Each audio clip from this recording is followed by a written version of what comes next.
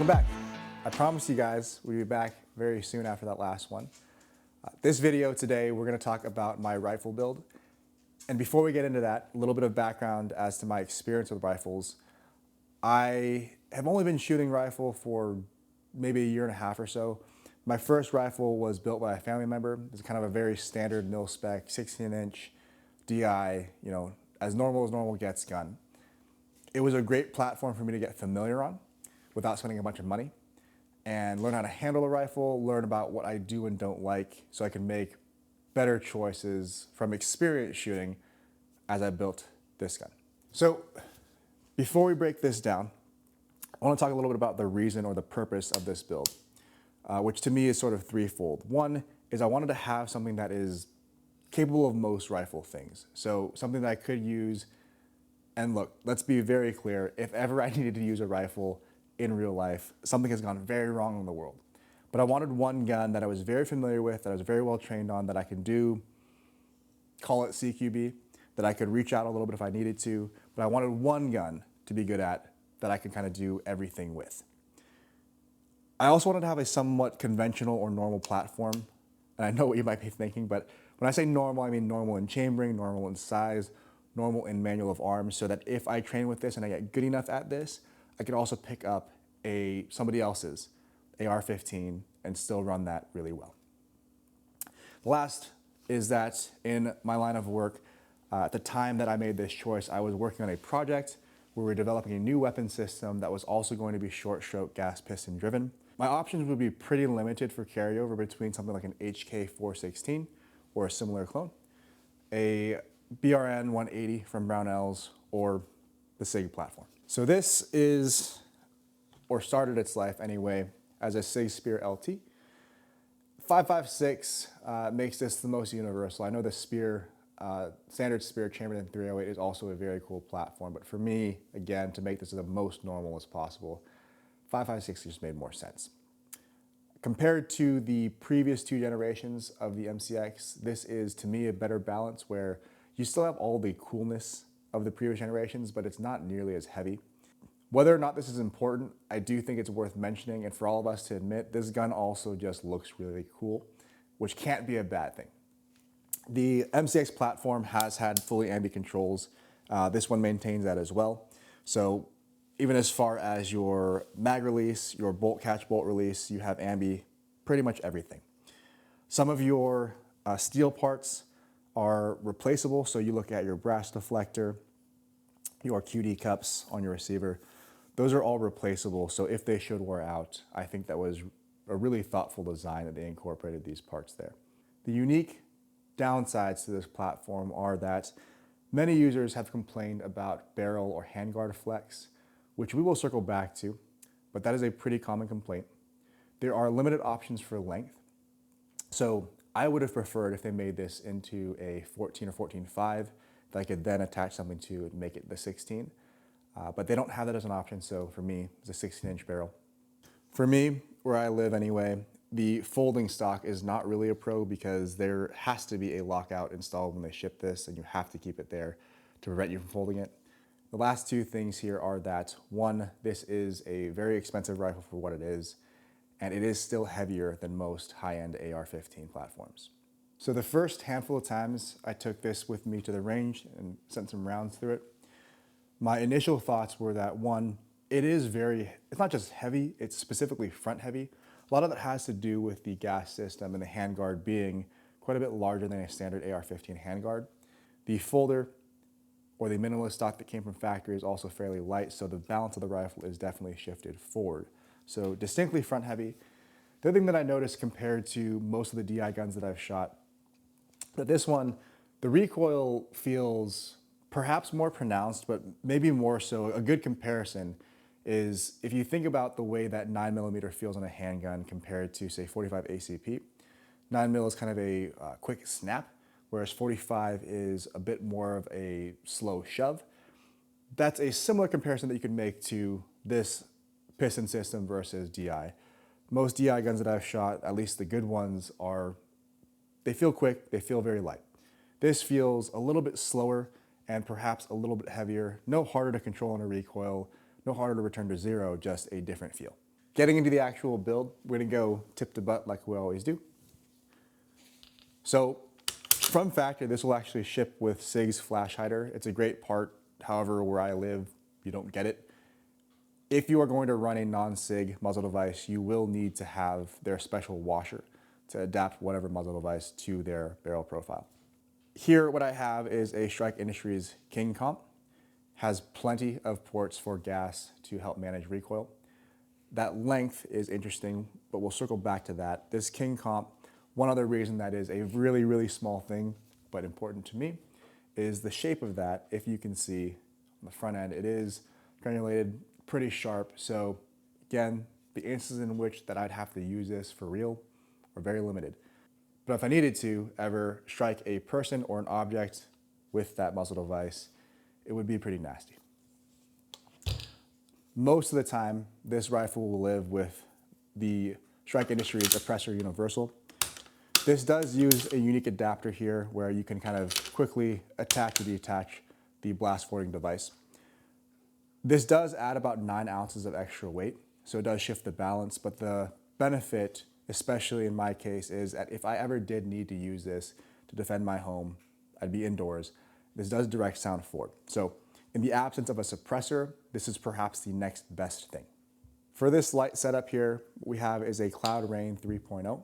On paper, in spec, this is my favorite option. We have is 1250 lumens, 100,000 candela. So even comparing this to your other high-end options from Surefire, from Modlight, from Streamlight, this is about as good as it gets.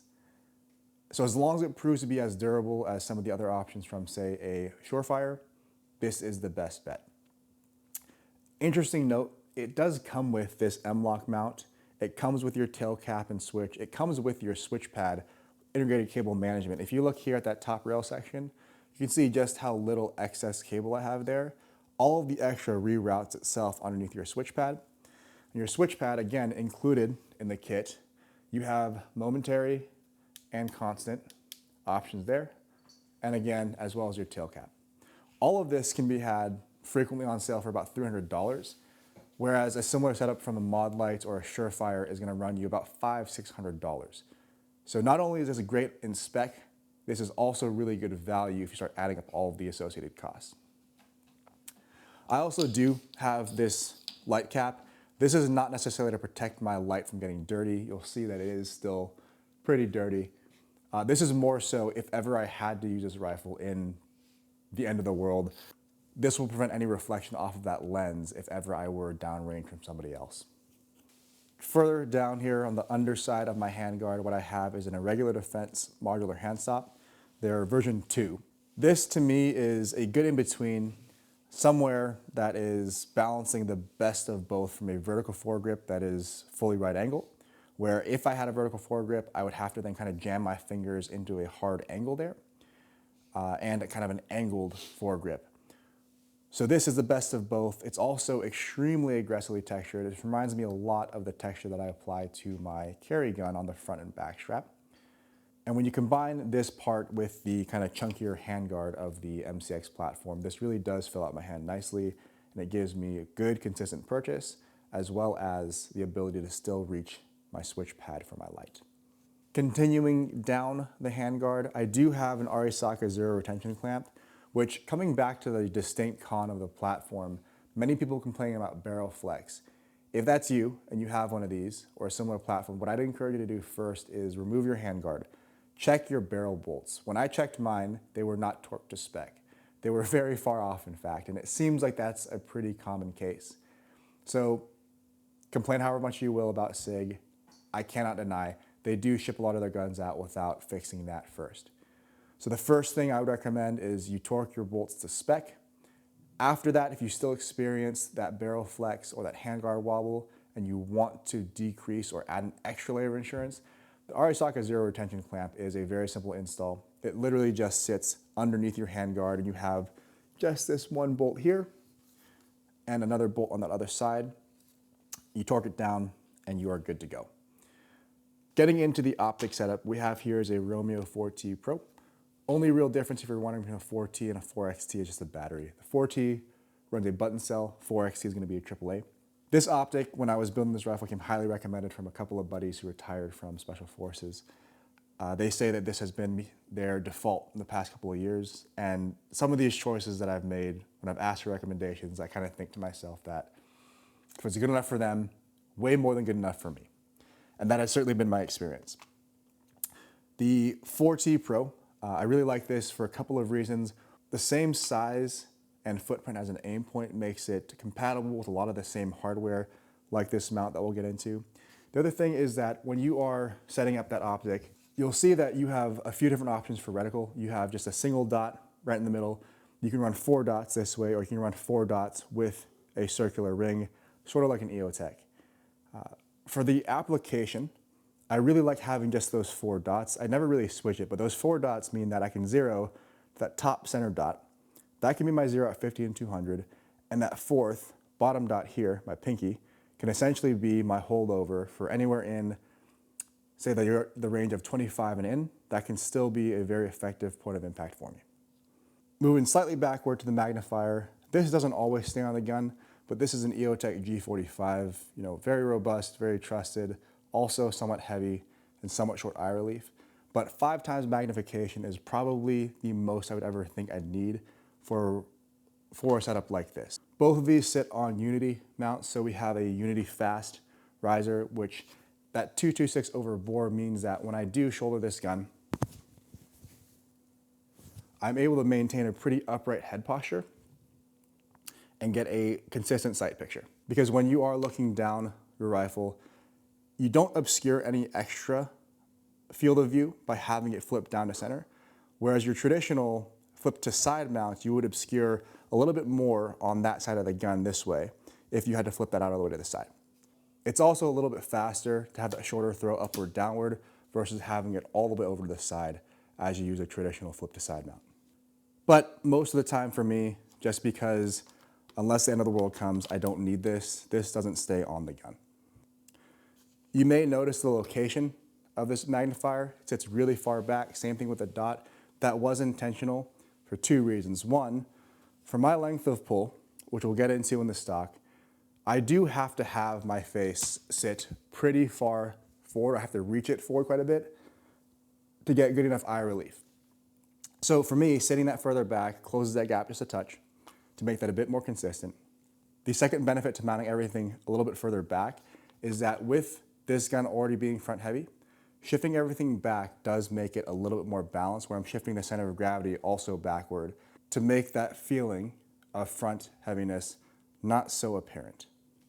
Fully honestly, I'm undecided currently in the debate between red dot plus magnifier versus LPVO and backup.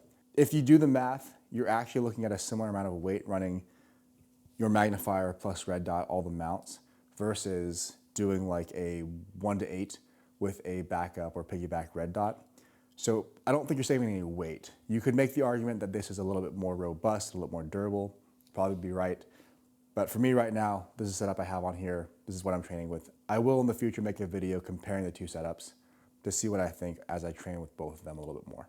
Going on to the trigger system, inside here, unfortunately as per YouTube's policies, we can't show you the part, but we have a TriggerTech Red Diamond. TriggerTech systems are really nice because they are just drop in. You'll gut your trigger system, so take out all the existing parts. You have an actual trigger module from TriggerTech that just drops in there. You put your pins in and use 2 set screws to lock it in place. Past that, all you have left to do is a single screw to adjust the pull weight.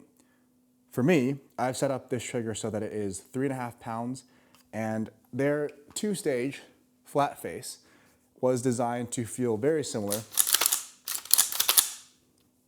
To a 19 or 2011.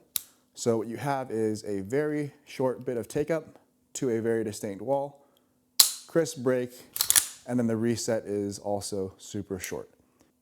Again, to me, this is the thing that felt the most similar to my carry gun. And if I can make it more similar to my carry gun, there's just a little bit more carryover. When I train one, I feel like I'm getting good at both. The other nice thing about that TriggerTech option is, should I ever build another platform, or if I were to replace this, I could easily take this trigger module out and just swap it straight into another receiver and have essentially the same exact feel. Onto my safety selector, I'm running a Radian Talon safety, which I feel like is a good option for anybody's rifle. What you have on one side is a smaller lever, so it doesn't get in the way of your grip.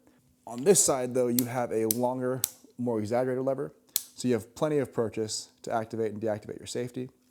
The Talon system is cool because you can choose, with the same parts, you can choose whether to have a 45-degree throw like this, which to me, that 45 degrees feels very similar to the setup on my Staccato C2. Or you can go more traditional and have the 90-degree throw, again, using the same parts. Moving rearward into the charging handle, this is also a Radian part. This is a Radian Raptor. There are not that many options when it comes to the Spear as it currently stands. You have this, and you have the stock options from Sig. I do believe that, especially when I'm running that EOTech Magnifier as far back as it sits, I do really need that extra purchase to be able to negotiate or navigate that magnifier without this being too much in the way.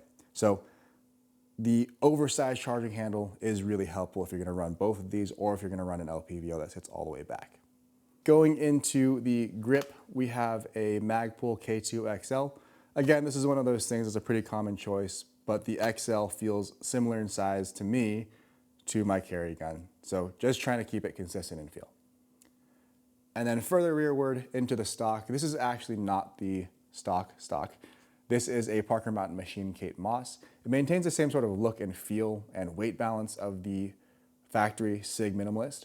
However, they do have the accommodations for, this is actually an extension to that stock, and this is a cheek riser. So both of these parts here for me allow me to adjust the length of pull, where I just have kind of long arms. And when I shoulder a rifle, the factory stock, or even this one without that extension, sit real close where it feels like my arm is getting kind of jammed up. Whereas this gets me just far enough away where it's still comfortable, and that rifle's not so far where it feels like I'm tipping forward either. That cheek riser comes in a handful of different sizes that, again, just help me with that upright head posture to be able to get a consistent cheek weld and that last point of contact. Finally, getting into the sling setup, I run a 2-point sling. So my attachment points are gonna be here and here. For me, that gives me a good balance of both mobility and security when I do sling the rifle. The sling itself is a Warrior Poet. I run a handful of others, the more traditional ones where you have the pull tab to give yourself a little bit of extra length. The Warrior Poet to me is a very thoughtful design. If ever you were in full kit and you're worried about things getting caught up on you, or you're trying to get out of your sling, what you do have is this magnetic quick release. So you can get out of your sling quickly if ever you needed to. You really needed to be able to move, you could do that. And it's directional, so you don't have to worry about this coming undone on accident.